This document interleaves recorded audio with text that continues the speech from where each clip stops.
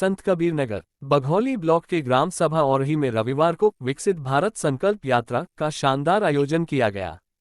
ये यात्रा विकास की दिशा में समर्थन और जागरूकता फैलाने का उद्देश्य रखती है। स्थानीय निवासियों ने इस यात्रा में उत्साह से भाग लिया और समृद्धि की ओर बढ़ने का संकल्प लिया। इस यात्रा ने बघौली क्षेत्र में विकास की बढ़ती हुई उम्मीदों को मजबूती से जताया। विकसित भारत संकल्प यात्रा का मुख्य उद्देश्य ग्रामीण क्षेत्रों में विकास को प्रोत्साहित करना है।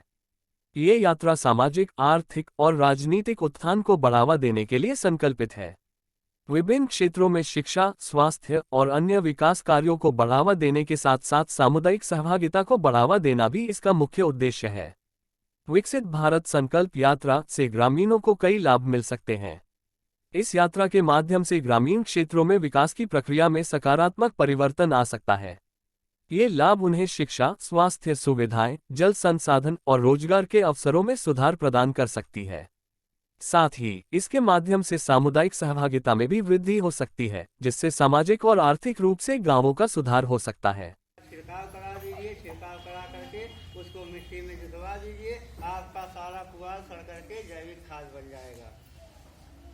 दूसरा तरीका, अगर आपको जैविक नहीं मिल पा रहा है, वो कल्चर नहीं मिल पा रहा है, तो आप खेत को जुतवा करके उसमें 5 किलो बीघा के हिसाब से यूरिया का छिड़काव करा करके पानी चलवा दीजिए, तो वो सारा पुआल आपका जड़ करके उसमें जैविक खाद का काम करेगा।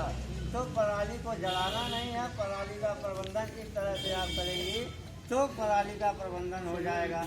दूसरा, यदि आप जला उसको नहीं खाद बना पा रही हैं, तो खाद बनाने आप पुआल को इकट्ठा कर लीजिए और आपके आसपास जहां गौशाला बना हुआ है उस गौशाले पर उस पुआल को ले जाइए और वहां दे दीजिए गौशाले पे, और वहां गौशाले से आप जो गाय का वहाँ गोबर है, जो खाद बना हुआ है, अगर एक ट्राली आप पुआल ले जा रहे हैं तो एक ट्राली घर से आपको खाद लाने के लिए मिल जाएगा।